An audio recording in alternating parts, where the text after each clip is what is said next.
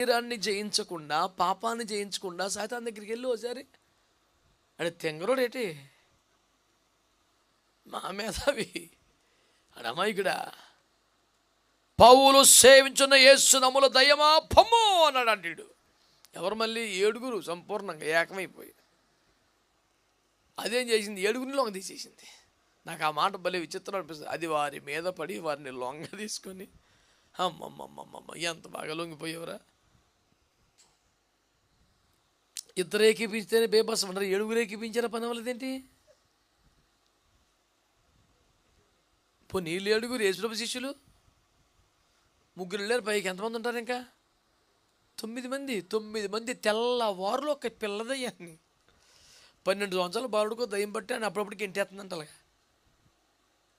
9 మందికి సుక్కలు చూపించింది అది తెల్లవారులు.